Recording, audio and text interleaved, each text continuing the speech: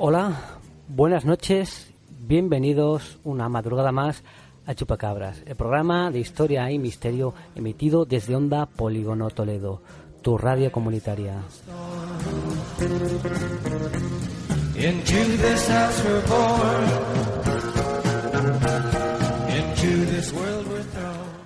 El Chupacabras es un programa donde nos adentramos en los diversos misterios que pueblan nuestro universo.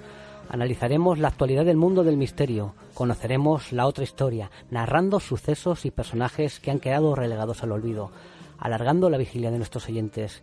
En definitiva, un viaje de ida y quién sabe si de vuelta a las diversas realidades que nos envuelven. Let your children play. If you give this man a ride. Bueno.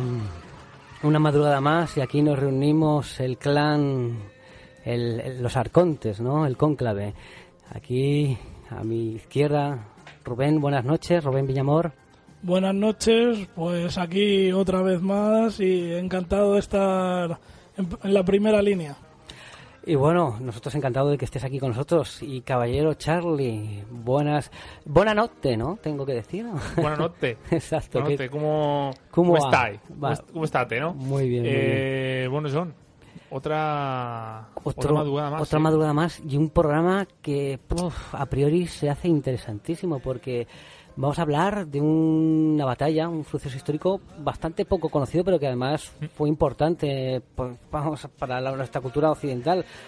Cambió bastante la historia, que es la batalla de Queronea. Además, documentándonos, como somos unos chicos muy aplicados aquí en el Chupacabras, encontramos un cómic basado en esta batalla, que esta noche también entrevistaremos a Laura Rubio, la autora de este cómic, que es un cómic impresionante, que nos ha dejado bastante perplejos por lo bien hecho que está, por lo bien hecho que está, por sus detalles.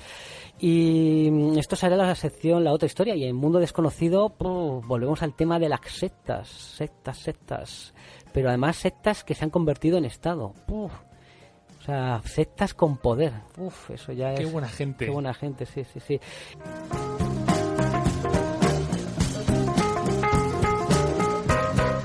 Aquí que les habla John Constantine, antaño cazador y perseguidor de demonios, hoy reformado ciudadano, quien se encargará de guiar al Chupacabras en las madrugadas de Onda Polígono Toledo, vuestra radio comunitaria.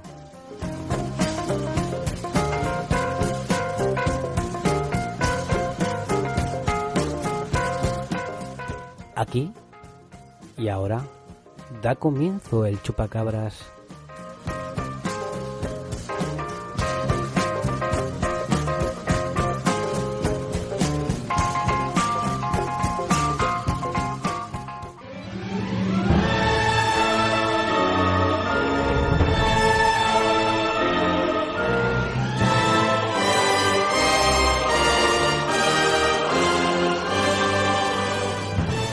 Hoy, en la otra historia, la batalla de Queronea.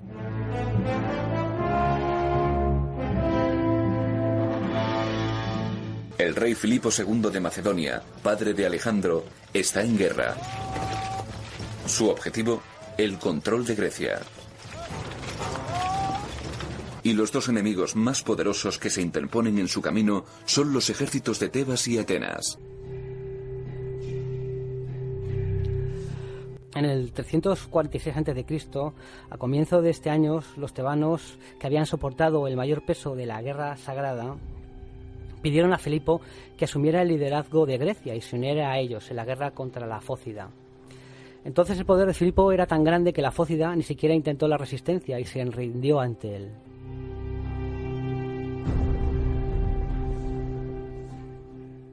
Los atenienses pidieron a la Fócida pues que les permitiese bloquear el paso de las Termópilas para que las tropas de Filipo no entrasen a la Grecia continental. Claro, estos se negaron porque ya habían, podemos decir, llegado a un acuerdo con Filipo. Entonces los atenienses también se vieron forzados a firmar la paz con el rey macedonio. Esta paz sería la paz de Filócrates y convirtió a Atenas en un aliado del reino de Macedonia.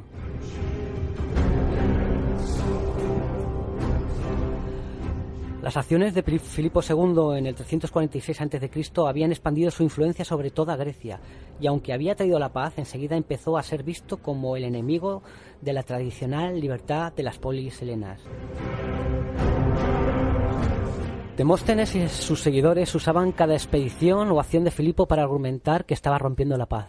Otros partidarios, encabezados por Esquines, afirmaban que la paz debía ser mantenida y consolidada. A pesar de ello, hacia el final de la década, los partidarios de la guerra se fueron imponiendo y comenzaron a provocar abiertamente a Filipo. En el 341 a.C., el general ateniense Diopites asoló el territorio de la ciudad Cardia, aliada de Filipo. En el 340, una flota comercial de 230 naves atenienses llenas de grano fue capturada por los macedonios en el Bósforo. Consecuencia de esto, la asamblea ateniense le declaró la guerra a Filipo. En el 338 el rey macedonio marchó contra Atenas a través de la Grecia central. Filipo envió una embajada a Tebas solicitando que se uniera a él, o al menos que le permitieran el paso sin obstáculos a través de Beocia. Sin embargo, a pesar de la proximidad del ejército de Filipo y su tradicional enemistad con Atenas, los tebanos se unieron a los atenienses en defensa de la libertad de Grecia. En agosto del 338 a.C., el ejército de Filipo marchó en línea recta para enfrentarse al grueso del ejército aliado. Ambos ejércitos se encontraron enfrente de la ciudad de Queronea. Bueno, nos situamos en Queronea, pero para añadir un pequeño apunte, Queronea se pudo haber evitado. El destino no quiso que se combatiese 15 kilómetros más al noreste. El ejército de la Liga Helénica en un principio se desplegó en el valle de Céfiso, concretamente en la llanura de Parapetamos. Este estrecho camino bloqueaba el acceso desde la Fócida a Tebas. Sin embargo, Filipo II, sabiendo que tendría desventaja en este valle, preparó una artimaña. Hizo creer a los miembros de la Liga Helénica que uno de sus generales, Antíparo, con todos sus efectivos, se retiraba hacia Tracia para sofocar una revuelta que no existía, pero que los griegos creyeron que estaba teniendo lugar, y que por tanto eso haría al ejército de Filipo alejarse. Pasó todo lo contrario, porque confiados de que Filipo II retiraría sus tropas hacia Tracia, comenzaron a replegarse hacia atrás. Esto fue un error porque nada más comenzar el repliegue los helenos, los macedonios se movilizaron hacia adelante. Entonces los griegos se encontraron con que no iban a poder luchar en Parapetamos, que tenían ventaja, y tuvieron que seleccionar rápidamente otro lugar, que es Queronea, que es por el que se conoce la batalla. Aquí llegamos al 2 de agosto del año 338 a.C. El despliegue de ambos ejércitos se hizo en línea recta desde la ciudad de Queronea, que estaba a los pies del monte Turión, y en línea recta iba de 2,5 a 3 kilómetros hasta el río Céfiso, que muy cerca desembocaba en el lago Lapais. Los macedonios desplegaron un total de 30.000 infantes y 2.000 jinetes de caballería. En el lado contrario, los griegos eran un número similar. Bueno, según la nacionalidad, habría 12.000 tebanos, 10.000 atenienses y 5.000 mercenarios de distintas polis. El ejército macedonio, las falanges, desplegaron una profundidad de 10 hombres. Es decir, las falanges eran los bosques de lanzas, las llamadas sarisas, que podían medir de 5 a 7 metros de altura y que prácticamente eran impenetrables si se cargaba frontalmente. En cambio, los griegos tenían los hoplitas, que eran unas lanzas más pequeñas, y cometieron el primer error, que fue desplegar, en vez de una profundidad de 10 hombres, lo hicieron de 8. Para ver la ubicación de cada ala, vamos a dividir el campo de batalla en 3 sectores, que es como lo dividió Filipo. Vamos a ir de derecha a izquierda. En el caso del ejército macedonio, el ala derecha, que comandaría Filipo, estaría formada por 14.000 hombres entre la falange y la caballería.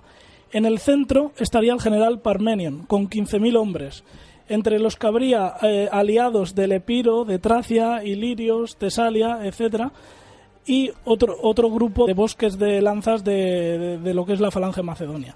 Y luego ya el ala izquierda estaría comandada por el hijo de Filipo, Alejandro Magno, bien es conocido por todos, que además en ese momento contaba con 18 años. A su mando estaban 11.800 hombres entre la falange y además bajo su mando estaba la caballería de élite. Enfrente de ellos, volviendo al despliegue de derecha a izquierda, el ejército de la Liga Helénica, en el ala derecha habría 16.000 hombres, entre atenienses más caballería.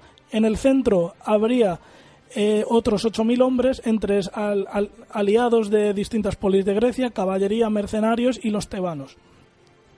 Y luego, en el ala izquierda estarían los beocios y los 300 soldados del batallón sagrado, que era el cuerpo de élite. El combate empezó con una carga frontal frente a frente. De hecho, chocaron los muros de escudos y durante largos ratos se estuvo combatiendo cuerpo a cuerpo sin que nadie se impusiera uno a otro.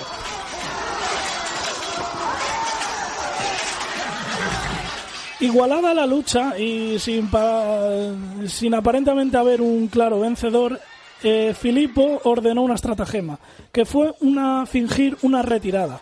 La retirada se efectuó 150 metros hacia la retaguardia, pero con una inclinación de 50 metros hacia la derecha. Cuando hubieron recorrido estos 150 metros, entonces las falanges hicieron un parón y de repente cargaron hacia adelante. Esto desorganizó completamente al ejército griego y lo sumió en el caos, lo desorganizó y prácticamente empezaron a arrollar las líneas. Únicamente resistió algún tiempo más el batallón sagrado, que era el cuerpo de élite de Tebas, pero que finalmente fue arrollado por la caballería de élite, que estaba comandada por Alejandro Magno, que fue una de sus primeras grandes victorias. Dicho esto, podemos decir que en este punto acaba la batalla de Queronea, en la cual el ejército de la Liga Helénica sufre una aplastante derrota, con lo cual ya Filipo II tendrá las manos libres para acceder a cualquier parte de Grecia.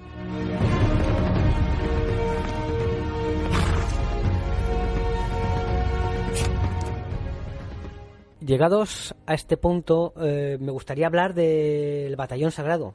La creación de esta unidad se atribuye por unas fuentes a Górgidas, un político y general tebano, y por otras al propio Epaminondas, en el 379 a.C.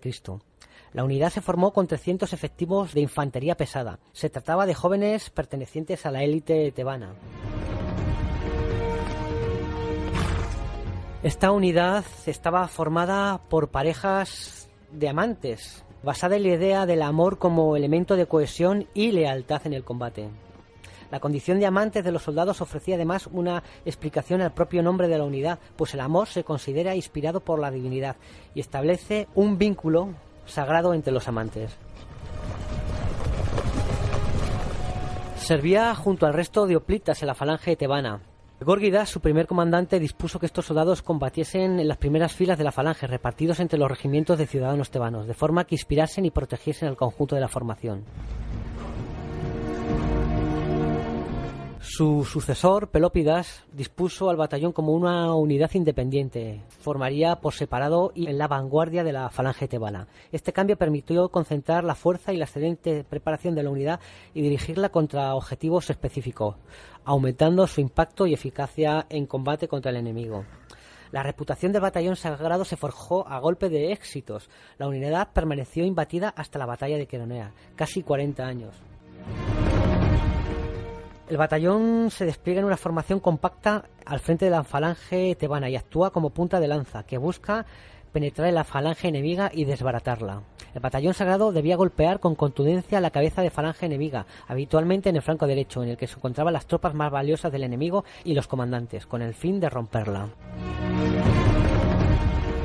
El batallón sagrado, en la batalla de Queronea, se mantuvo hasta el último momento frente a los macedonios. De hecho, Plutarco afirma que se enfrentaron a las sarisas macedonias de Alejandro y que pereció hasta el último hombre en sus posiciones y con todas las heridas por delante. Su fama se hizo legendaria, Plutarco presentaría a Filipo honrando entre lágrimas su sacrificio, y un monumento de época romana, el León de Queronea, marcaría el lugar de la batalla.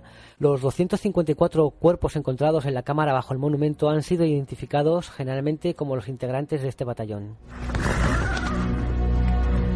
El batallón sagrado se convertiría en la materialización de la ciudadanía griega ideal, unida por el amor, el valor, hasta el punto de sacrificar la vida.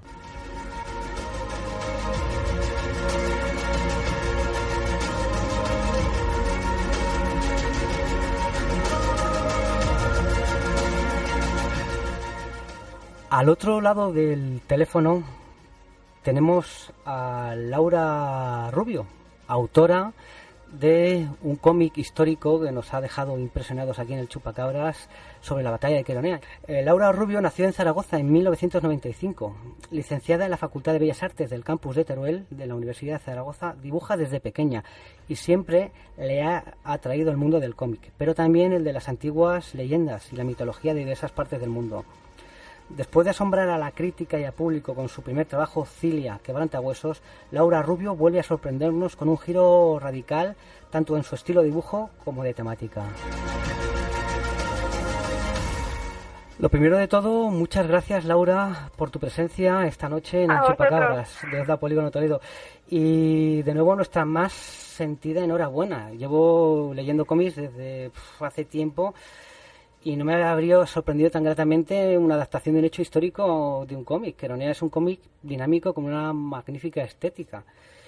Tenemos aquí en el estudio tus dos trabajos y en el primer trabajo, en Cilia, Quebrantahuesos, te adentras en el mundo de las leyendas, de la zona del Pirineo aragonés, donde aparecen diablos, dragones, lamias, con unas viñetas y dibujos muy coloristas. En tu segundo trabajo, en Queronea, cambias totalmente de registro, adaptando la historia y tus dibujos al mundo de la antigua Grecia. La paleta de colores nos recuerda muchísimo a las pinturas de la cerámica de la Grecia antigua. ¿Qué te sedujo de la historia de la batalla de Queronea para cambiar de temática y de estilo? Bueno, pues si algo me sedujo de esta historia, creo que fue la profundidad que vi en ella, en el sentido de que me permitía adentrarme en muchísimos temas que al final son preocupaciones universales, o sea, el amor, la guerra, el deber, la memoria, el hogar. Me di cuenta de que con todo el trabajo y tiempo que lleva hacer un cómic, que al final es una especie de inversión, casi, debía invertir en algo que considerara que valiera la pena y que tuviera, aunque solo fuera para mí, un significado más allá de lo estético. Pero bueno, al final no escribimos solo para nosotros, sino también para los demás, ¿no? Y sentí que debía dar a conocer esta historia, para que quizá con suerte pues alguien encontrara lo mismo que yo encontré en ella. Y bueno, con respecto al estilo, fue un poco el dejarse llevar por la propia historia y que esto me sugiriera los aspectos más prácticos. Por ejemplo, pues los trazos tan gruesos y expresivos, hechos con tinta, la paleta de colores que mencionabas, etcétera. Y luego el estilo está marcadamente influenciado, como bien has dicho, por el arte de vasijas griego de aquella época, que es muy curioso también porque no solo era un arte estético, sino que también era narrativo. O sea que se podría señalar como una forma de cómic, como un precedente de lo que también estoy haciendo yo, y eso pues me resultaba muy interesante. La introducción del cómic Queronea me ha parecido sencillamente magistral. Adaptas tu arte a los dibujos de la cerámica griega para narrarnos la historia de Creso, rey de Lidia, poseedor de un fabuloso reino e inmensas riquezas, que marchó a la guerra contra el naciente imperio persa de Ciro II, bajo el amparo de una profecía del oráculo de Delfos. ¿Cuál era tu intención con esta manera de iniciar el cómic? Bueno, pues estéticamente la idea era como dejar ya planteada esa influencia de las vasijas que te decía antes, y ir situando ya al lector como en un espacio de historia pura de la antigua Grecia, de oráculos, de guerras, de mitos, de esos tonos ocres. Y fue también una forma de comenzar ya a presentar el personaje que tiene más peso en la historia, que es Filipo II, comparándolo con la figura de Creso. Y de hecho el cómic termina de una forma casi circular, porque al final se vuelve a hacer referencia a la tragedia de Creso y Filipo se da cuenta de que no es tan diferente a él como pensaba en un principio. Y bueno, además también esta pequeña historia dentro de la historia me permitía introducir un elemento que me interesaba muchísimo, que es el del oráculo, como reflejo pues de esa búsqueda, de ese conocerte a ti mismo. En el caso de Filipo, ese oráculo se acaba encarnando en sus propios enemigos, además, en el batallón sagrado de Tebas. Así que bueno, eso sería un poco todo ese motivo detrás de esa escena.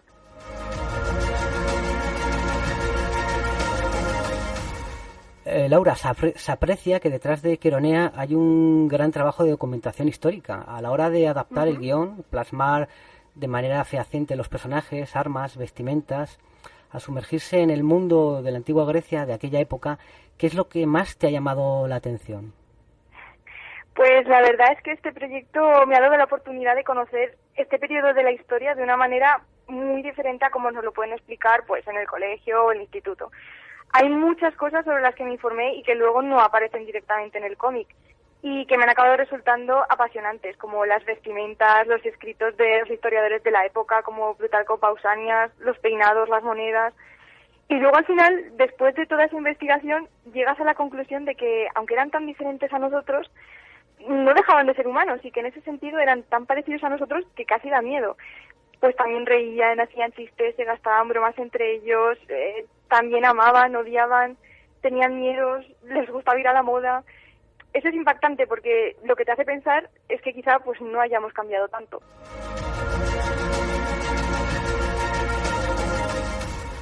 Hola Laura, soy Rubén. Hola. Hola, mira, bueno, como he dicho antes fuera de micrófono, vuelvo a darte las felicidades por la obra. Y bueno, decir que me gusta porque es revolucionaria. Ya el estilo de dibujo imitando las vasijas, la cerámica griega. Bueno, es arriesgarse mucho a hacer esto y esto pasa poco, sobre todo aquí en España. Yo espero que el libro sea un éxito, el cómic, seguro que lo será. Y bueno, también me gustaría alabar los detalles que, bueno, como decía aquí el jefe, hay una documentación exhaustiva desde... Yo más que me fijo siempre en los detalles. Bueno, en los dos ejércitos, los cascos soplitas con el penacho, los macedonios con los rebordes, las lanzas macedonias, las sarisas en las falanges y bueno, hasta las corazas de lino que llevaban los macedonios, que es curioso porque muchos autores se equivocan en eso. Todavía en esta época hay infinidad de autores que yo he visto que se erran en esto y ponen las corazas de bronce, cosa que tú en las viñetas, bueno, veo que te has informado y que no has cometido este típico error que cometen muchos. Luego otra cosa, me ha llamado cuando enfocas los pies, me ha llamado la atención. Bueno, hay una escena de batallas en una viñeta y en una viñeta exclusivamente te centras en los pies, están descalzos, ensangrentados y la verdad es que esto es muy real porque todavía en esta época cuando se llegaba a la batalla normalmente esto no sale en las películas pero se llegaba descalzo prácticamente y me ha llamado la atención también ese detalle que no es como en cualquier película que podemos ver de Alejandro Magno, etcétera, que los vemos todavía con sandalias. No sería hasta el Imperio Romano que ya la sandalia era más duradera y la mayoría de legionarios lo llevaban. En Queronea, Laura, aparecen personajes de la entidad de Filipo II, Alejandro Magno, Creso de Lidia y Epaminondas. ¿De alguno de ellos te ha cautivado especialmente su historia? Pues el personaje en el que más he profundizado, que ha sido Filipo II, ya que la historia está contada desde su perspectiva, y quizá también por eso ha sido al final el que me ha acabado resultando más interesante. Es verdad que es imposible conocer cómo eran estos personajes en la realidad, y eso a la hora de plasmarlos en un cómic pues puede ser problemático. Como sea, en el caso de Filipo, lo que he tratado de evitar ha sido sobre todo esa visión que, por ejemplo, Hollywood nos ha dado siempre del padre de Alejandro Magno, pues como una persona inculta, bruta, simple, porque realmente, según la investigación que he podido hacer, pues no era así. Y luego otro personaje que me ha resultado muy, pero muy atractivo es Epaminondas. Epaminondas fue de gran importancia en su época, pero apenas ha trascendido. Y en este sentido la historia le ha tratado un poco mal, y es algo que tiene también en común con Filipo, ¿no?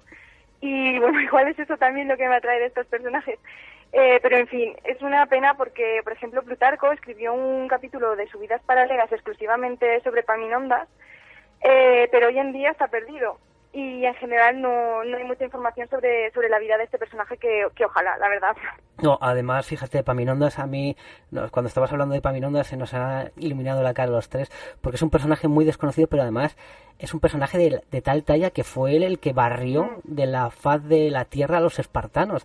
O sea, exactamente. Los espartanos que machacaron a los persas y que machacaron a Atenas, los borró del mapa. De hecho, cuando llega ahí Filipo ni se menciona a los espartanos porque eran ya una aldea con 4 cabras que, o sea, políticamente y militarmente eran nada. O sea, y fue Epaminondas el artífice de esa derrota total de los espartanos, de los...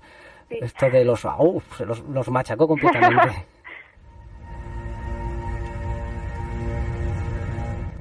En el cómic, la única libertad histórica que te tomas, además nos ha encantado, es un diálogo entre el jovencísimo Filipo, que reside como prisionero real en Tebas, y Epaminondas. Es una libertad que te has tomado, pero además hablando antes de micro con Rubén y con Charlie, que seguramente, aunque no esté documentado, diálogos de este estilo se dieron, porque coincidieron en el tiempo.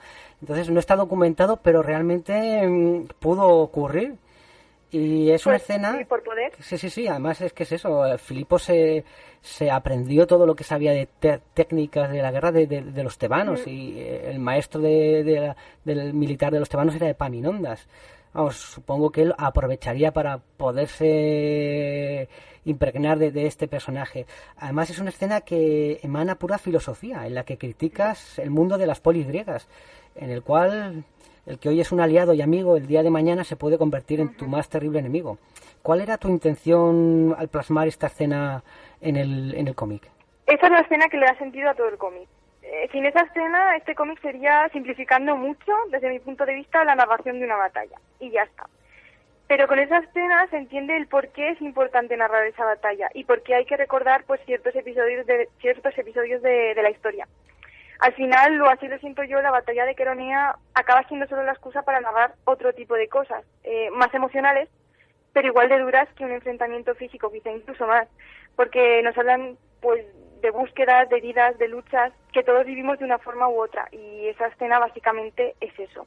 Y me alegro un montón de que me la hayáis señalado, porque precisamente es para mí lo más importante del cómic. Otra de las cosas que nos ha gustado de este cómic es que, pues que hablas del Batallón Sagrado, que es una unidad de élite cohesionada por el amor más puro entre sus componentes, y que a través de ese sentimiento tan noble, tan puro, tan humano, en el campo de batalla se convierten en una máquina de matar, de aniquilar enemigos, invicta durante más de 40 años, y que en Queronea murió hasta el último de sus integrantes. ¿Qué sentimiento desata en tu interior estos hombres que, guiados por el amor, se convierten en auténticas fieras casi invencibles en el campo de batalla? Pues fíjate, de todos los personajes y hechos que suceden en Queronea, sobre el batallón de Tebas fue sobre lo primero que leí, incluso antes de conocer en profundidad la batalla de Queronea. Y fue eso lo que me decidió a hacer un cómic en torno a ello, que bueno, luego obviamente se fue transformando y encauzando y todo eso. Así que imagínate si me impactó en aquel momento para que decidirme a hacer un cómic sobre ello. La verdad es que su historia es tremenda, es muy chocante para nosotros también, muy dura y triste, pero también fascinante. Y volvemos a lo de antes, también muy desconocida. Era algo que sentí que debía rescatar también un poco del olvido.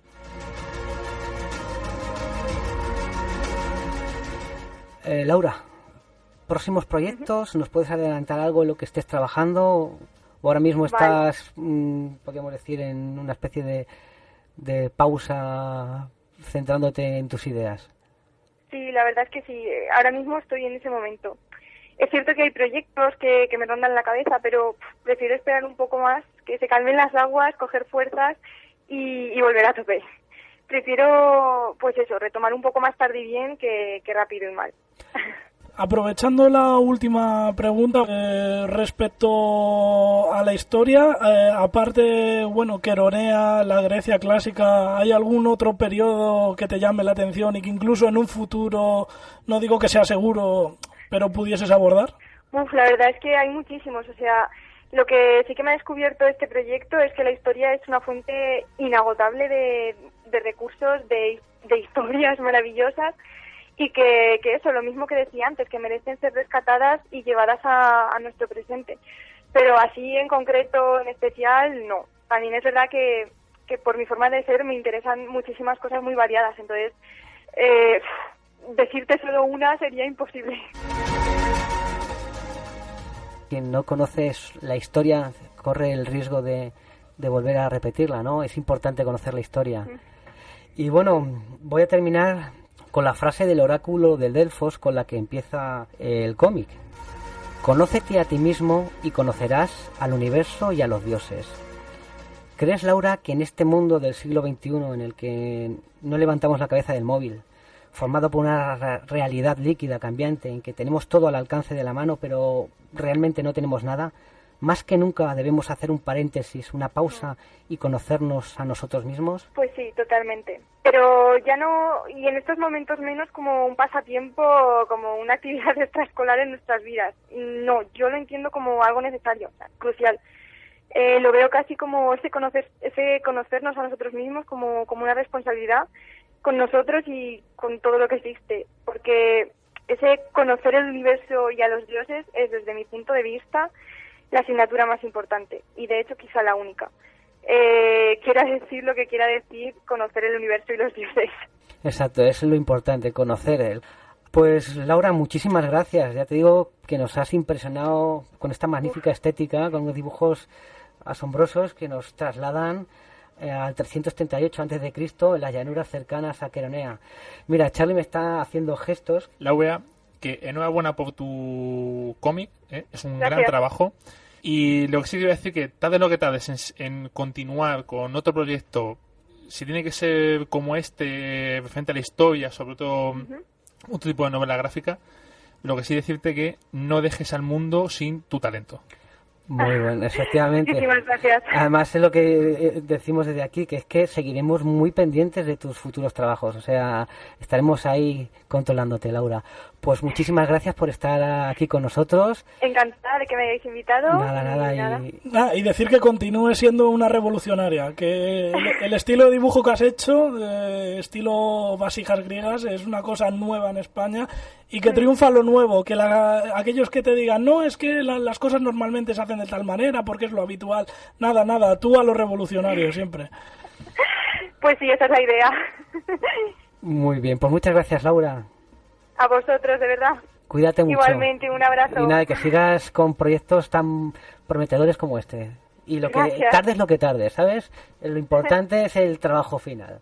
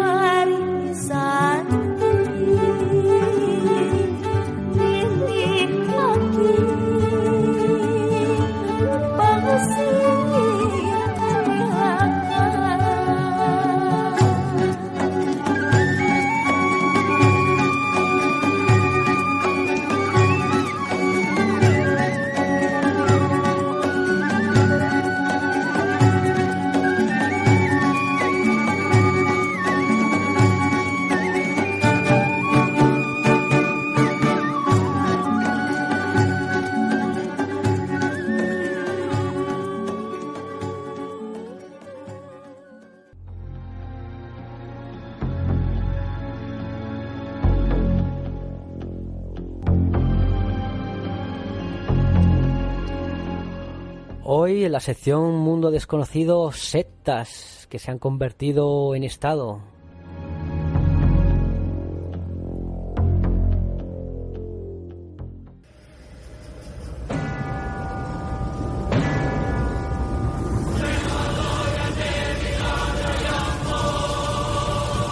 Es una ceremonia, Tommy. Están adorando a Kali. ¿Habías visto algo así en tu vida? Nadie había visto esto desde hace 100 años. Mukti Devi Kalima. Kalima. Kalima. Kalima Shakti Devi. Estamos oyendo ahora mismo una escena de la película Indiana Jones, la segunda parte, que es conocida como El Templo Maldito, y fue estrenada en 1984 por Steven Spielberg. Normalmente en las sagas de Indiana Jones, Spielberg nos tiene acostumbrado a nuestro protagonista, Indy, interpretado por Harrison Ford, que busca normalmente objetos mitológicos y que en esa búsqueda se tiene que enfrentar a los malos que representan, digamos, unos malos históricos. En 2 películas, por ejemplo, son los alemanes, los nazis. En la última que hicieron hace unos cuantos años son los comunistas soviéticos. Sin embargo, en la segunda parte, mucha gente que ha visto este film cree que la secta que sale es una cosa inventada de Spielberg. Pues no, esa secta, que famosa por el sacerdote este que extrae el corazón a un prisionero, esta secta existió de verdad. Y es la secta Togi, conocido en idioma hindi como Zuk en inglés, tanto en hindi como en inglés se pronuncia igual, pero es más conocida por el nombre de estranguladores.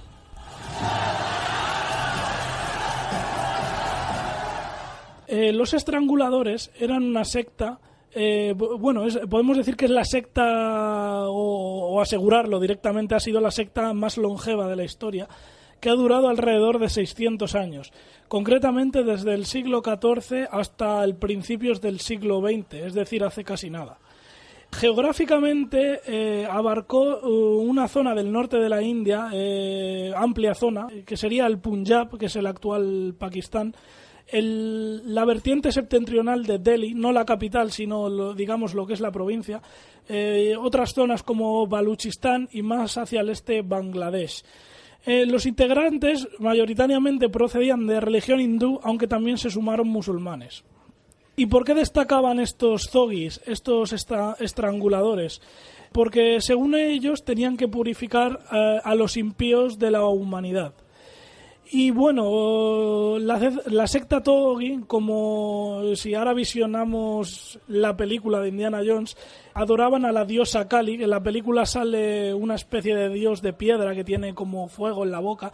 Hay que decir que esto es un error de Spielberg, no es así, la diosa Kali no tiene ese aspecto. La diosa Kali, según la mitología hindú, es la madre universal. Es la destructora de la maldad y de los demonios, e incluso es patrona de algunas ciudades de la India, como por ejemplo Calcuta, que es bien famosa. Su aspecto, a diferencia de la película, es una mujer de piel azul, un pelo negro rizado, y bueno, salvo por este aspecto bello, el resto ya no es tan bello, de hecho es bastante monstruoso. Tiene 4 brazos, es llamativa por lo primero que uno se fija. En cada brazo en el primero lleva una daga, en el segundo una cabeza cortada, en el tercero un plato con sangre y en el último la mano la tiene vacía. Su manera de vestir tampoco es muy agradable a la vista, porque tiene un collar en torno al cuello que es hileras de cabezas cortadas. Además tiene un cinturón que son de brazos amputados. Y además tiene unas mascotas bastante simpáticas, que son serpientes vivas y venenosas enrolladas alrededor de sus brazos y piernas. Vamos, una belleza. ¿Por qué es famosa esta diosa? Pues según los Togi, según la mitología hindú en general, es famosa porque estranguló a un demonio. Entonces, como los Togis pretendían eliminar a los impíos, identificaban al demonio que estranguló Kali, en términos cristianos podíamos decir pecadores, en términos hindús impíos. Y bueno, y por eso básicamente el nombre de estranguladores, porque imitaban, su forma de matar era imitando la manera con que la diosa Kali asesinó al demonio, en este caso estrangulando. ¿Quiénes eran las víctimas? Pues básicamente viajeros, comerciantes o miembros de las caravanas que atravesaban el norte de la India, a los cuales secuestraban y a continuación estrangulaban con un paño de color amarillo. La mayoría de las muertes que hizo estas sectas normalmente era mediante estrangulamientos, aunque luego ya emplearon otros métodos, aunque en menor medida. Uno de los métodos eran unos sacrificios rituales que normalmente se amputaban ojos, orejas y otras partes del cuerpo y se dejaba morir por desangramiento, y luego ya al final empezaron a extraer el corazón, que es lo que vemos en la película Indiana Jones, a ese pobre prisionero, aunque esto era en ocasiones bastante raras, no era lo habitual. Hay que decir que otro error que comete Spielberg en la película es que los Togis tienen a una serie de niños esclavos que están trabajando en unas minas, que están buscando unas piedras mágicas. Esto es un error, porque según la secta Togi, los niños eran considerados entes sagrados y no podía matarse a los niños. Es más, cuando hacían estas cacerías de estrangulamiento, normalmente mataban a los padres, y a los niños o bien los liberaban o los dejaban en la ciudad más cercana, o bien simplemente los convertían a la secta Togi. Esta secta, que he dicho que se extendió 600 años, dominó amplias zonas del norte de la India, llegó a tener propia administración, aunque siempre en localidades y pueblos pequeños. Uno de sus líderes más famosos fue Bujran, que tuvo el récord de asesinatos, porque entre los años 1790 y 1830 estranguló a 931 víctimas. Siempre los diferentes maharajas de la India, los diferentes sultanados enviaron ejércitos privados a combatir a los Togis. Los Togis también erigieron sus propios ejércitos y bueno, nunca consiguieron erradicarlos, hasta que cambió la cosa en el siglo XIX, cuando el Imperio Británico colonizó la India. Hubo una expedición de tropas británicas liderada por Sir William Henry Sleeman, que fue quien aplastó a la mayor parte de los Togis. Estamos hablando ya de finales del siglo XIX. A pesar de que los ingleses cosecharon bajas, finalmente aniquilaron a la secta. Solo quedaron unos núcleos aislados de resistencia que, bueno, continuarían molestando hasta hasta principios o mitad del siglo XX. De hecho, el último asalto de Togis documentado está en 1938, que es un año antes de la Segunda Guerra Mundial, y a partir de aquí, esta fecha, se considera la secta Togi extinta. Y bueno, para citar las cifras, son muy polémicas, porque los autores han dado unas cifras que varían mucho y abismalmente. Esta, a mi modo de ver, es muy exagerada, porque hay unos, sobre todo autores indios, que citan que dejó alrededor de 2 millones de muertos, pero esto, según a finales del siglo XX se dijo que esta cifra era altamente exagerada y se redujo a unos 20.000. Actualmente, en el siglo XXI, hace unos 5 o 6 años, hubo otros historiadores que ya más acertadamente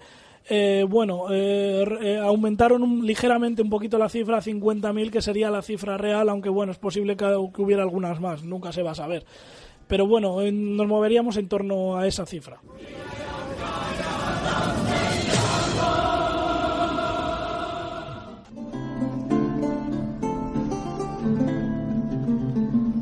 Vamos a dar el salto a Europa y vamos a hablar un poquito de la reforma que hubo aquí en el continente durante el siglo XVI. Vamos a hablar de un personaje que, si la reforma alemana, ¿no?, protestante, tuvo en Lutero a su más ferviente luchador vanguardista, vamos a tener a Calvino, que es del personaje que vamos a hablar, que aporta esa serenidad, esa agudeza a una de las partes del movimiento reformista. ¿Qué era Juan Calvino? Pues era un tipo lúcido, seguro de sí mismo, elegante en sus modales, lógico en la dialéctica, brillante en la oratoria, firme en sus convicciones, estaba bien dotado para el caudillaje y la organización de masas. ¿Qué aspecto tenía que le diferenciaba de otros franceses, ¿no? Que era la excesiva severidad que tenía. ¿Qué cosas a él no le gustaban? Pues los placeres de la mesa, insensible a los encantos femeninos, y nunca se veía ni levantaba la voz. Así que con estas ideas vamos a ver claramente qué camino va a marcar en la reforma europea. Sacó las deficiencias que tenía la organización eclesiástica vigente de su país. ¿Qué hizo? Se unió a su amigo Nicolas de Cobb, que era rector de la Universidad de París, y en este momento, el 1 de noviembre de 1533, Nicolas de Cobb debía de pronunciar un discurso. ¿Qué hizo Calvino? Pues todo el espíritu del discurso, sobre todo las citas que hizo de Lutero, demostraban claramente de qué lado se inclinaba la simpatía hacia la Iglesia. Cobb y Calvino, viendo la que se avecinaba, decidieron huir de París. ¿Y dónde fueron? A Ginebra, que era todavía una ciudad que se había independizado hace poco, pero que goza de mucha libertad. Pero ¿qué pasa? Que la llegada de estos dos hizo que todo lo que iba a ser una vanguardia en contra de la Iglesia se convirtiese en una ciudad puritana totalmente, ¿no? La llamaban la Nueva Roma. Bueno, no se podía hacer casi nada, absolutamente casi nada. ¿Cuándo llega el límite? O sea, no el límite, sino su punto más álgido Calvino con el libro Institution Chrétienne, que es un pequeño libro que él publica en Basilea y es nombrado lector de las Sagradas Escrituras en la Iglesia de Ginebra. ¿Qué pasa? Que su talento, la integridad moral y su dote organizador le convierten pronto en la cabeza rectora de aquella nueva república cristiana. Termina el infatigable reformador por imponerse al poder civil y a los partidos burgueses de Ginebra. Desde 1554 a 1564, el año que muere, no deja nunca de escribir ni de predicar. Fue el dueño absoluto de las vidas, haciendas, conciencias y destinos de una multitud fervorosa y adicta. ¿Qué pasa? Calvino, bueno, es un tipo particular el hombre este. De repente dejó de gustarle el teatro. Decía que ir al teatro es una cosa que no se podía hacer, que la gente tenía que estar en su casa rezando. Eso salía a la calle a ver obras, muy complicado, muy complicado. Era el alma de la fiesta. Sí, este tío... Pero a la inversa. Sí, este era el de, ¿sabéis cómo me pongo para que me llamáis? ¿Qué pasa? Que chocaba completamente con el ideario de la gente. Desde la época medieval, el teatro era una cosa para enseñar a la gente, era la manera de diversión que tenía el pueblo, de salir de la realidad que tenía en muchas ocasiones de pobreza, ¿no? Que puede hacer cualquiera. Pues Calvino dice que no. Eso hay que quitarlo. Prohibido el teatro. Claro, se acaba. ¿Qué pasa? Que Calvino dice que no, pero todavía no tiene el poder suficiente para crear esa decisión importante de decirle a los gobernantes, oye, que no queremos el teatro. Pero la fuerza de Calvino va haciendo mella en la gente. Y ya va el cachondo y prohíbe hasta los bailes. No se podía bailar en la plaza. Eso de las fiestas, de hecho, más adelante se condenará que tú celebrases la Navidad. O sea que Calvino, conforme iba obteniendo poder, fue imbuyendo de su carácter fiestero a la comunidad de Ginebra, ¿no? Calvino es un hombre que viene a modificar la Iglesia, a modificar la entidad religiosa, a modificar un poquito la moral, porque, oye, es que la Iglesia es que nos hace la puñeta muchas veces y resulta que tú te vuelves muchísimo peor, ¿vale? Y por eso, por ejemplo, lo de los bailes, no se podía bailar. Había que estar siempre orando, cada uno en su casa, oyendo a la iglesia. Es una doctrina muy acorde a su personalidad, porque, bueno, antes has hablado un poco de la biografía de este personaje y era un amargado. Sí, era un tío que... Como yo estoy amargado, todo el mundo tiene que estar amargado. O sea, claro, era un personaje que es lo que no entendía de cómo un francés, ¿no? Que los franceses parece que siempre son más libertinaje. Tal, ¿no? Él era totalmente lo contrario. Y además, no se había educado en un entorno malo, ni de opresión, nada. Había estado en las mejores universidades, en un entorno más o menos libre de lo que era aquella época. Entonces, ¿cómo íbamos a pensar que Calvino se iba a convertir en totalmente lo opuesto a lo que intentaba performar? Y obviamente es curioso porque, claro, la ciudad de Ginebra es una ciudad súper libre, es una ciudad que se había independizado hace poco y es una ciudad que tenía, o sea, la más absoluta posibilidad de tener una libertad muy grande. Y vamos, llega este tío y dice, fue. De hecho, prohibió los conciertos. Todo lo que sea ley libre está prohibido. Todo. Decía, porque lo pone en la Biblia. Las escrituras lo dicen. Pero él realmente no representaba el pasaje. Oye, ¿dónde lo pone esto? No, lo pone en las escrituras. En su propia Biblia. Sí.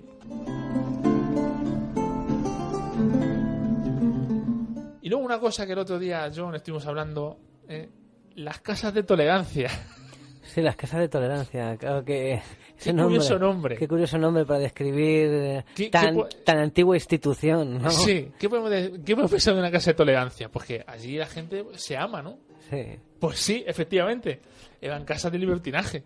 Y claro, no, pues eso tiene que ser totalmente contrario a la doctrina que estaba impartiendo de hecho, la ciudad de Ginebra tenía una especie de ley en la que las mujeres no podían ejercer la prostitución libremente.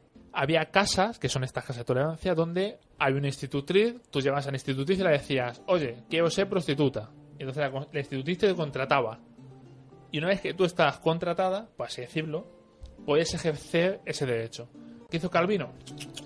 Fuera también las casas de tolerancia. Porque claro, si no se ponen los conciertos, no se puede bailar y no se puede ver teatro, imaginaos todo el tema libertinaje, lujuria, todo eso... Calvino nada.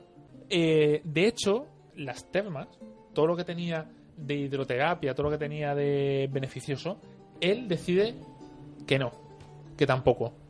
Ginebra, es como cualquier otra ciudad europea, mantiene lo de las termas romanas. Es decir, esa limpieza, esa salud que te da mantener unas termas, pues él dice que no. Eso es igual que el libertinaje. O sea que la higiene personal también era pecado para este hombre, prácticamente, ¿no? O sea, tenía que tener unos calzoncillos ahí que anidaban cuervos. La ciudad debía oler... Sí. Sí, de hecho, cuando estamos hablando ya de estas cosas es porque...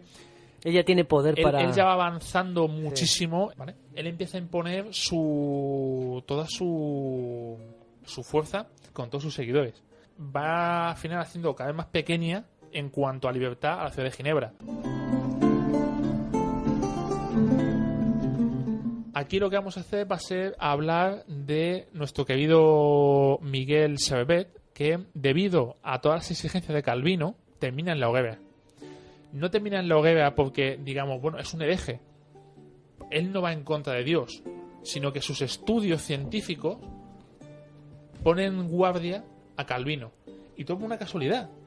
Porque Servet va viajando por Europa, llega a Ginebra, se encuentra que va a dar una conferencia, por así decirlo, ¿no? Una especie de discurso Calvino, y él va a verlo.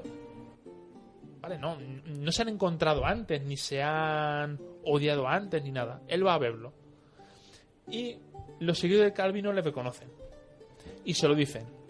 Oye, Calvino, que aquí hay uno que va diciendo por ahí que todos los recursos científicos que estás teniendo, que Dios no tiene nada que ver. Eso de la circulación de la sangre, la anatomía, todo eso, que Dios, que aquí no pinta nada. Dice, no, tráemele. Y directamente se ponen a hablar los dos, venga, Servet, a la cárcel. Solamente le acusan de herejía.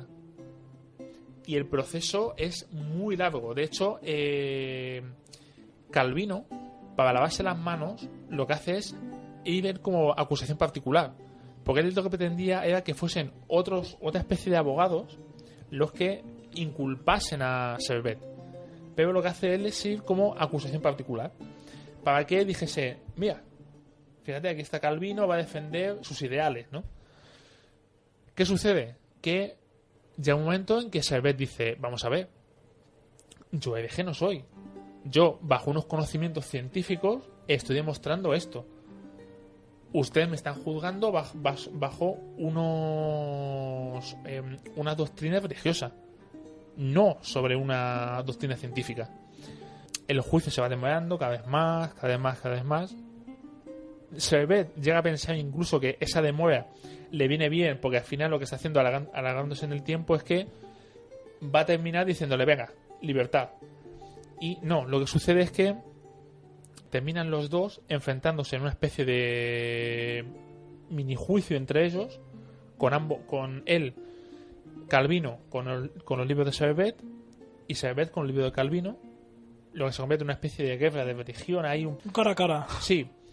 Y lo que termina Calvino es, o sea, sin ninguna duda, eres un hereje, estás profanando el nombre de Dios, tal, a la hoguera, una condena. Sherbet, visto que ya no tiene solución el problema, le dice a Calvino, le llama y dice, mira, se pone de rodillas, pues mira, me arrepiento, que no sé qué, tal. Dice, la única manera es abjurar.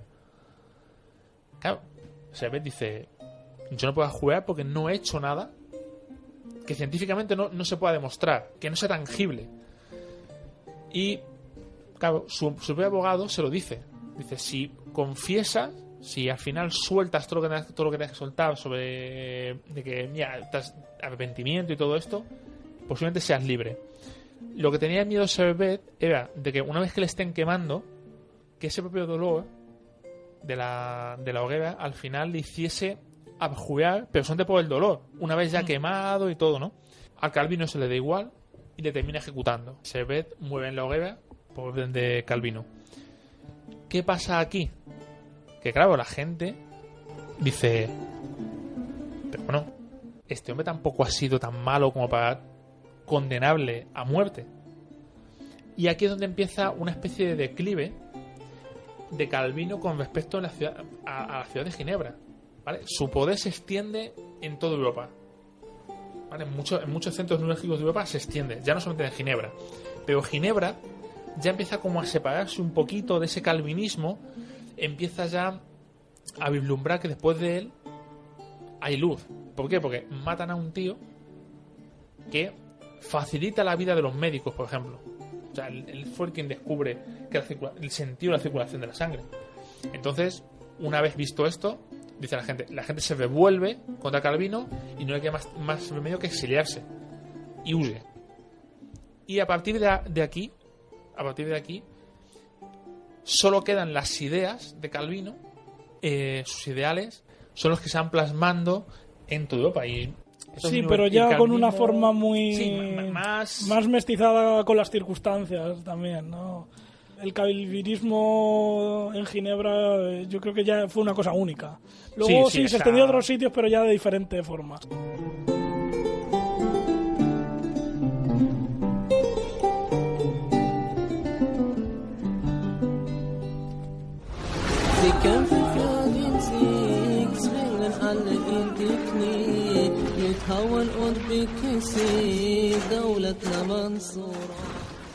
Ahora vamos a hablar de una auténtica secta convertida en Estado, el Estado Islámico.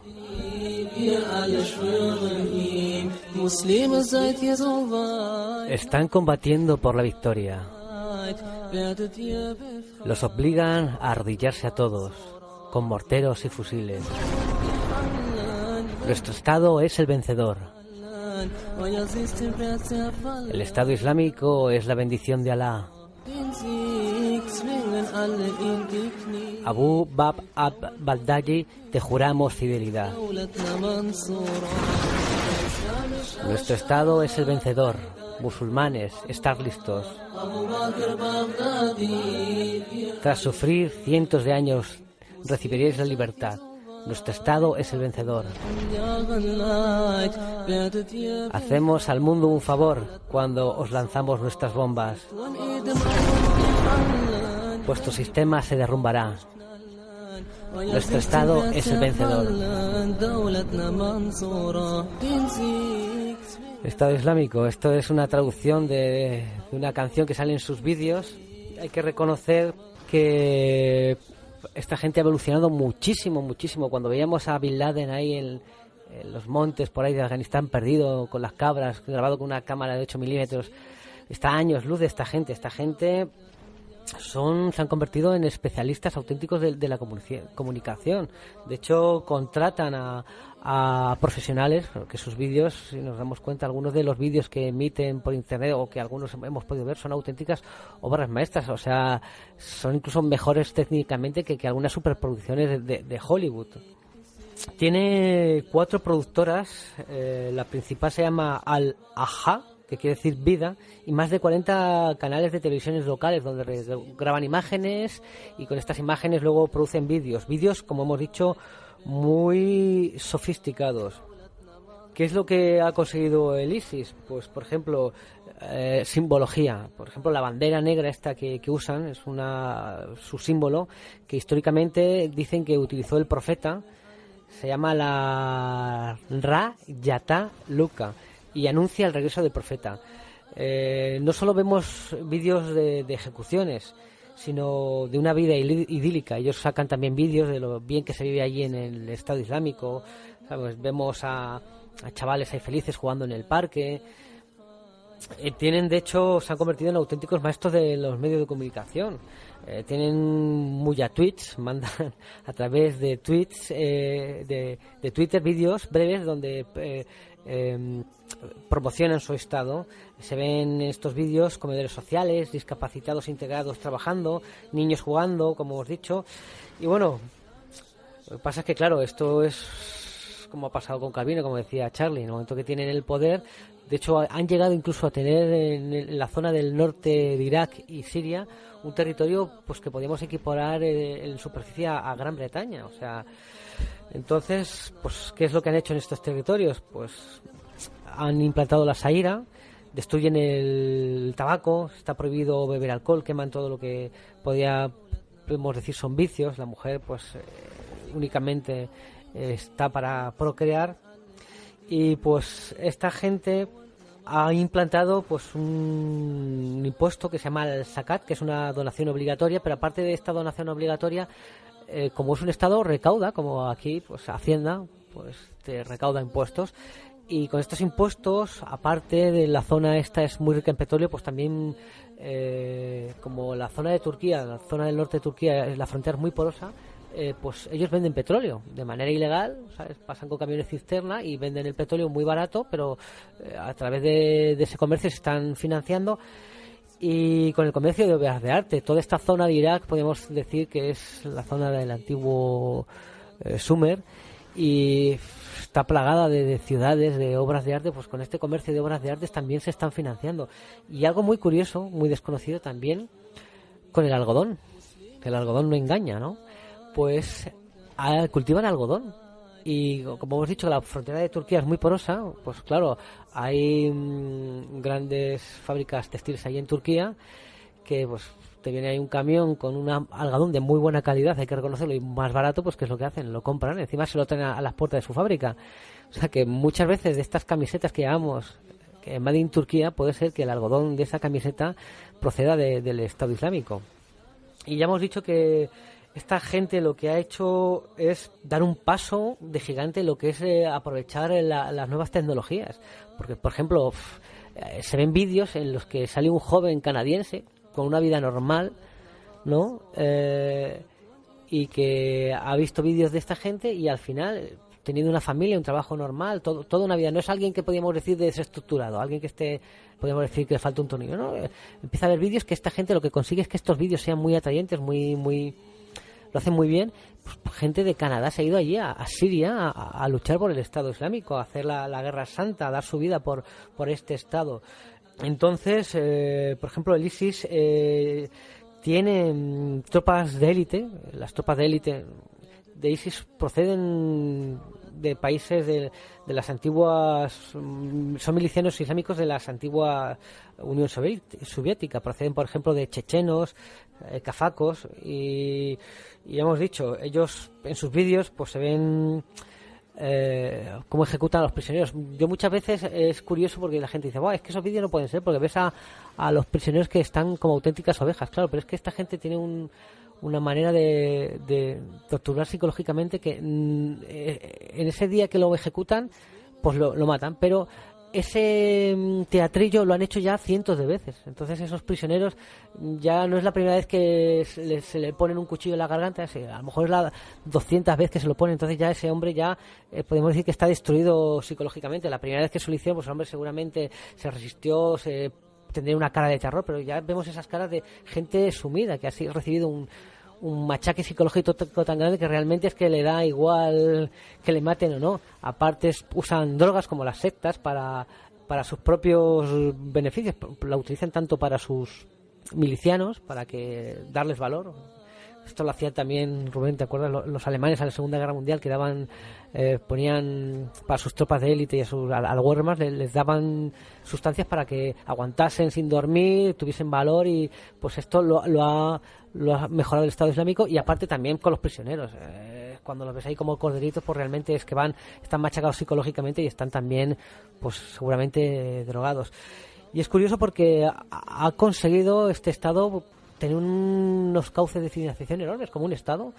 Y claro, cuando nos hemos dado cuenta de este problema que teníamos, pues ya era muy complicado pararlos. Ahora se está, a través de una coalición internacional, pues se está frenando, podríamos decir, la expansión de este Estado, pero todavía hay territorios que están bajo el mando de ISIS. Y como decía Charlie con Calvino, por ejemplo, las antiguas ciudades asirias, las antiguas ciudades, hemos visto vídeos de, por ejemplo, en las puertas de las antiguas ciudades estaban los lamasus, que eran deidades aladas, con cuerpo de bestia y cabeza de hombre. Pues como no se puede representar a la imagen del hombre ni de los dioses, han destruido todas estas imágenes, que lo veíamos en vídeos diciendo, madre mía. O la antigua ciudad de Palmira, no tienen, para ellos eso no es importante, lo único importante es Alá. O citar el Pazuzu. No sé si lo conocéis, en la película Exorcista, nada más empezar, ahí están excavando, hay una excavación arqueológica y está el cura, el padre que es protagonista de la película, que se ve con la estatua, que ese es curioso, es el demonio más antiguo datado que tiene forma, que está representado como estatua, y se lo han cargado a martillazos. No, sí.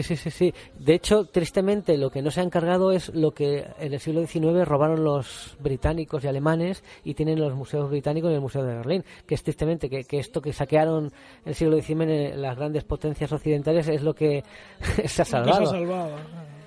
Es como decíamos con Calvino, pues igual, es un Estado con unas normas. Es una secta convertida en Estado. Realmente lo que se... Hombre, es difícil definir lo que es una secta, porque bueno, cualquier Estado totalitario, podemos decir, es una secta. Lo que sí que es verdad que hay ciertas diferencias.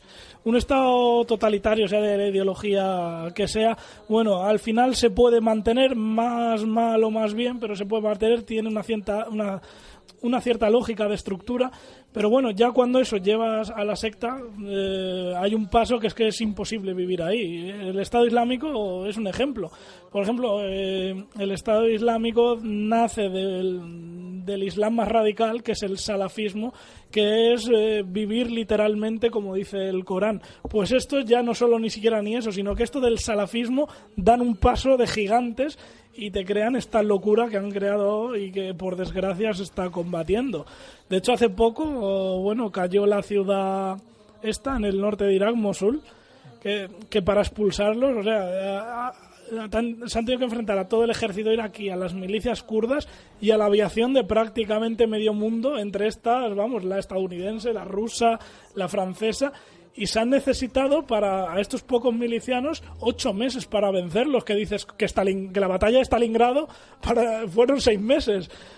¿Cómo puede ser esto? Claro, porque yo lo que pienso es, igual que cuando Estados Unidos bombardeó Afganistán, vosotros bombardead lo que queráis, pero eso sí, cuando piséis suelo es donde realmente os vais a encontrar la dificultad. Sí, y de todas formas, aquí hay una diferencia, que por ejemplo con Afganistán, que es un terreno de montaña, boscoso, muy extremo en verano, mucho calor en verano, mucho frío en invierno, o es como comparable a Vietnam, que te puedes esconder, pero el caso de Oriente Medio es que, lo decía un periodista que está allí, decía, es que esto es el paraíso de los cazabombarderos, porque son extensiones llanas de desierto que tú ves a un tío caminando y lo ves de kilómetros, le pegas el misil y te lo cargas.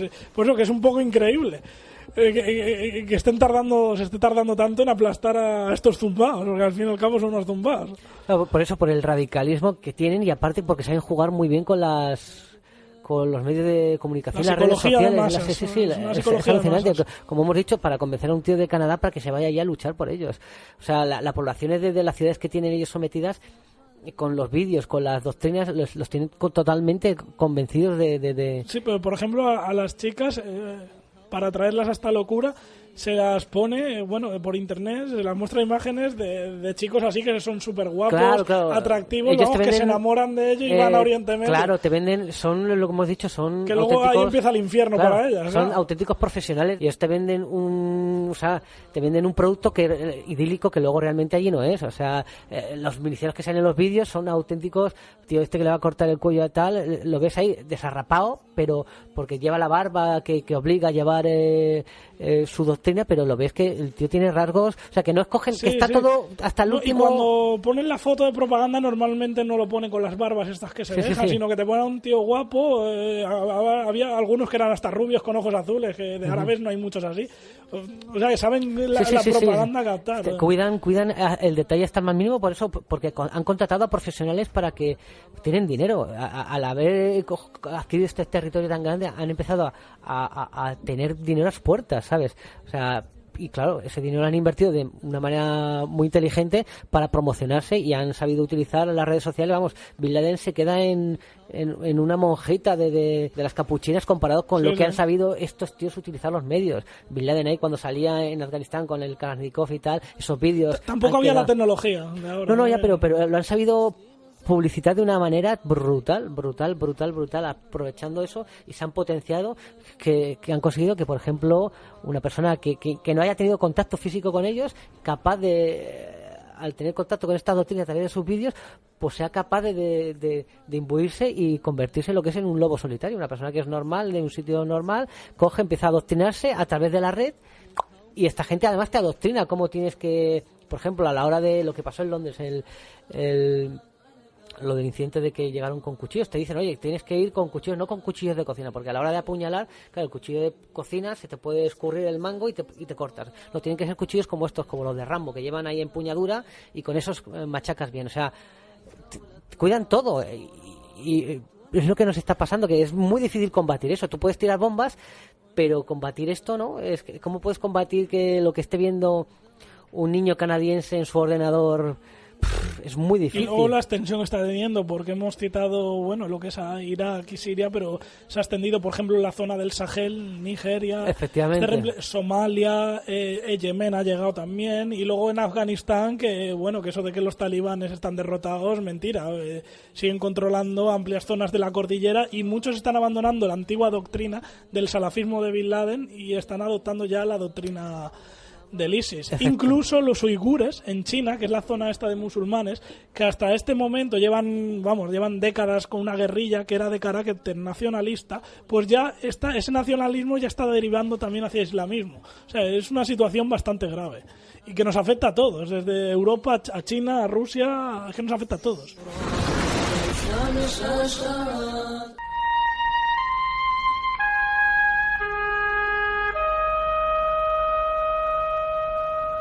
En las madrugadas de los miércoles, abre la puerta al chupacabras.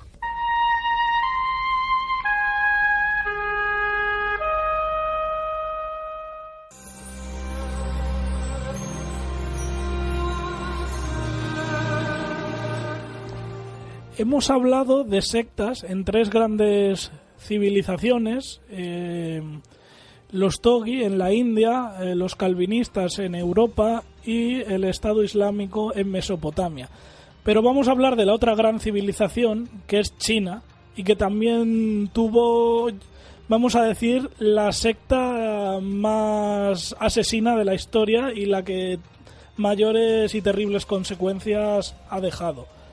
Estamos hablando del reino celestial de Taiping, que perduró en un periodo de 13 años, en el siglo XIX, concretamente de 1851 a 1864, y salvo por el nombre de celestial tuvo poco.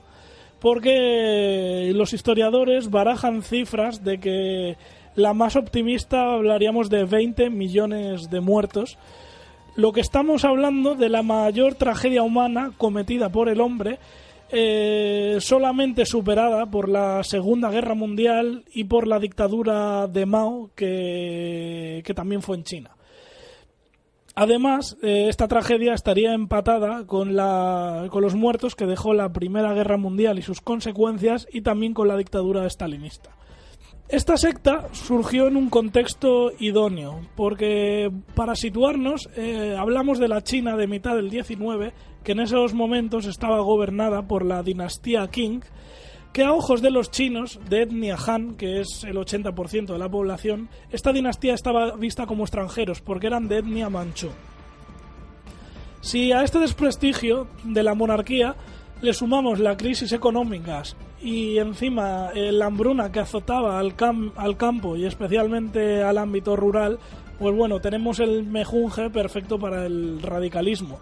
Y si además también sumamos que estamos en un contexto en que los europeos están saqueando China, pues todavía el mejunje es mayor. Hablamos de que hacía pocos años había tenido lugar la Guerra del Opio, en la que China había sido derrotada frente a Gran Bretaña y aparte había sufrido la gran humillación de tener que cederle la isla de Hong Kong por un periodo de 100 años que luego encima posteriormente se ampliaría.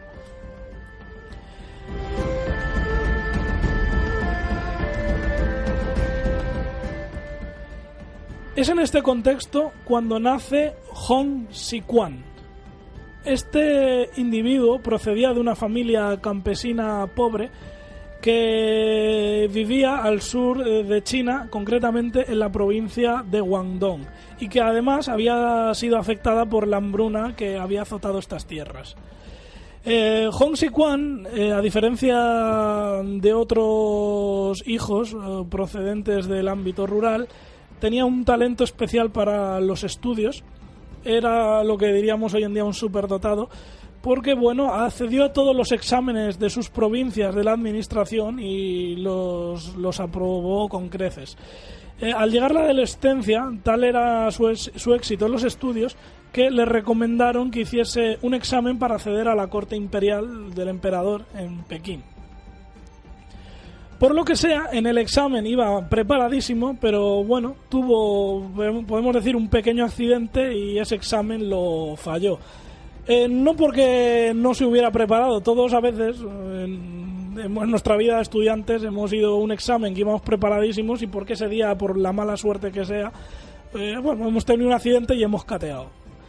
Y bueno, el caso es que suspender ese examen para él fue una tragedia personal. De hecho, cayó en una depresión en la que casi estuvo a punto de suicidarse. Mientras pasaba esta depresión, un día casualmente pasó junto a él un jesuita. En aquellos momentos China estaba lleno de misioneros cristianos.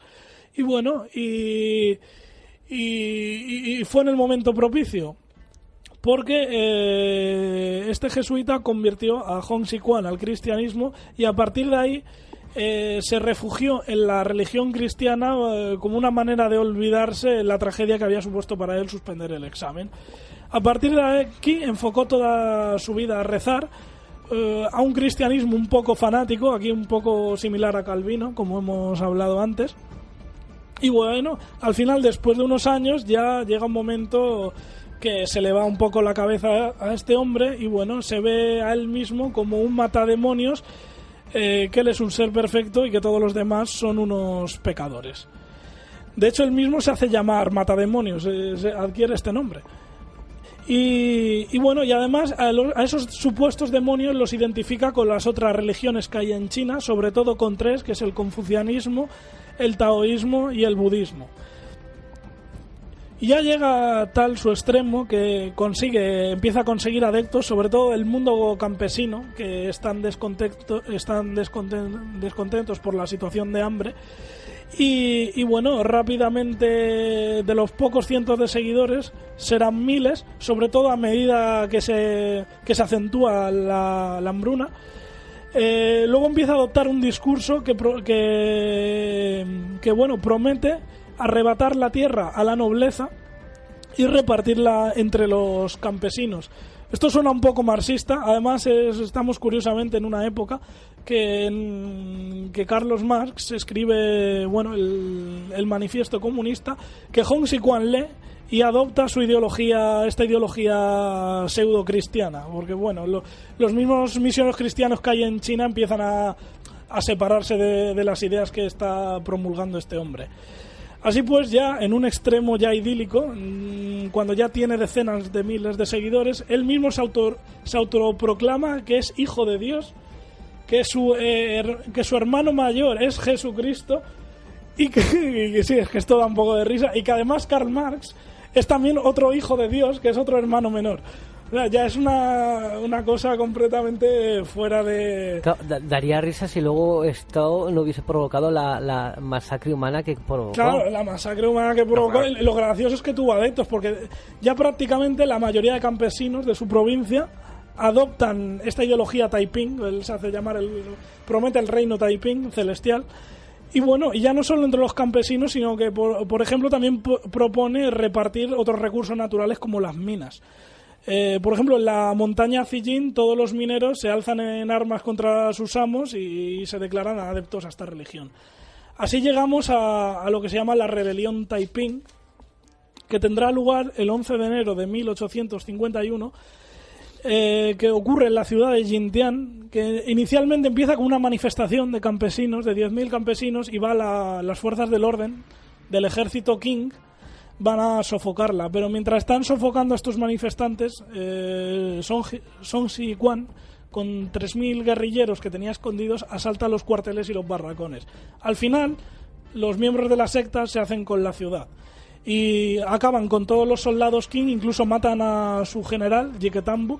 Y esto a partir de ahí que toman esta ciudad, los pueblos y de alrededor y aldeas van cayendo uno por uno. De hecho los campesinos se rebelan contra sus dueños, los masacran y pronto se hacen con el control de la provincia de Guangdong. Y es aquí cuando una vez ya tiene el control de una provincia, pues ya declara su propio estado, que es el reino celestial o reino de Taiping. Que para definir este estado, es un estado teocrático. Se prohíben evidentemente todas las religiones, salvo los cristianos de él, porque había misioneros católicos y protestantes que también los declara impíos. O sea, el mismo Vaticano declara la excomunión a este zumbao. Además, también adopta las primeras tesis marxistas. Podemos decir que es el primer estado pseudo-marxista del mundo, porque es muy revolucionario. Abole la propiedad privada, suprime las clases, todos son iguales.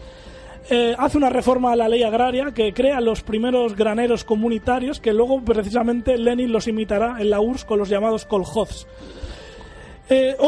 Quizá la única cosa buena que tuvo esta secta es que declaró una igualdad de sexos. Esto en la China del siglo XIX era muy revolucionario. La mujer declaró que tenía las mismas oportunidades que los hombres. Y además se la dejó a la administración que hizo este Estado, se la dejó acceder a iguales puestos, incluso en el ejército. Y podían ascender a cualquier escala. Que había en el ejército de la secta, había mujeres oficiales dirigiendo a guerrilleros varones. Luego prohibió otras cosas, parecía lo de Calvino, como por ejemplo, determinadas fiestas hedonistas, el alcohol, el opio. Esto sí que sería bueno, prohibió el opio, pero salvo lo único. Prohibió el tabaco, prostitución, etcétera. Tal éxito tiene que entre 1852 y 1860 empieza a expandirse esta secta. Y se crea el ejército celestial, que en un principio tiene 500.000 de campesinos, pero pronto tendrá una fuerza de 3 millones de guerrilleros. Así pues empiezan a conquistar otras provincias. De hecho, la segunda ciudad más importante de China, que es la segunda capital después de Pekín, que hablamos de Nankín, la conquistan masacrando a 3.000 soldados del ejército Qing, lo que es una victoria total. De hecho, habrá eran buenos dirigentes militares, hay que decirlo. Por ejemplo, en la batalla de Yang'an provocan al ejército Qing 200.000 bajas, y a partir de ahí ya van conquistando una provincia por otra en el sur. Por ejemplo, ocupan las regiones de Jiangxi, Hubei, Zhejiang, Anhui, Suzhou. La parte mitad del sur de China es tomada por la secta. El ejército Qing está en retirada. De hecho, muchos ya en Occidente apuestan porque esta secta terminará gobernando China. Y bueno, así el ejército del Reino Celestial se presenta a una ciudad conocida, que es Shanghái, que es un puerto que si cae este puerto probablemente sea el golpe que destruya a la dinastía Qing. Así pues, ya el emperador, ya desesperado, tiene que hacer el pacto con el diablo y pide socorro a Occidente.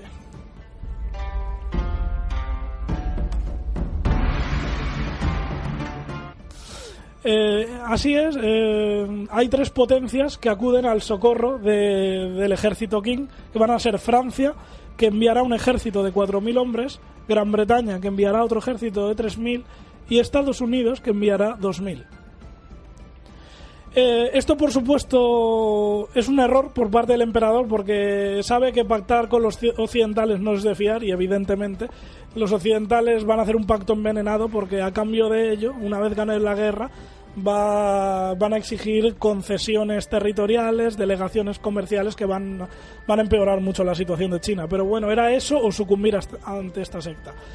Así es, por primera vez se produce la primera derrota del ejército de Taiping en la batalla de Shanghái, que va a tener 25.000 muertos, básicamente gracias a las tropas francesas, británicas y norteamericanas. A partir de ahí, el ejército Qing será equipado con armamento más moderno, tendrá además asesores militares, y a partir de aquí empieza el declive de los Taiping.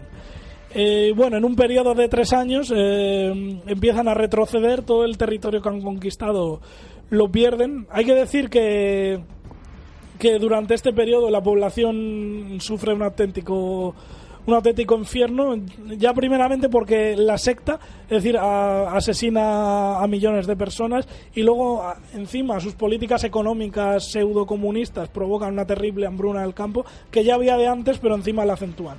Y encima el ejército Qing del emperador, a medida que va reconquistando zonas, se va vengando contra todos los que lo han colaborado o los que no. Simplemente por los saqueos de los mismos soldados van a morir otros tantos millones. O sea, hablamos de una tragedia sin precedentes.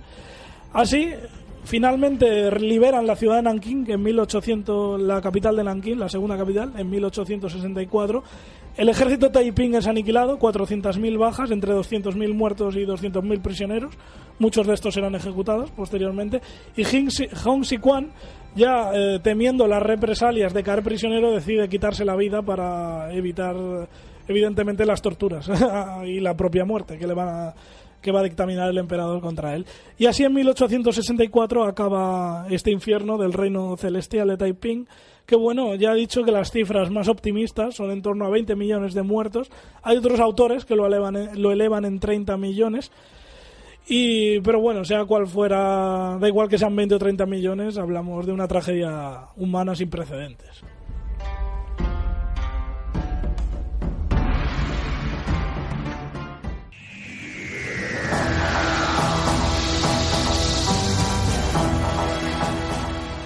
Pues bueno, hemos llegado al final de este interesantísimo programa en el que hemos hablado de sectas, de Keronea, de cómics.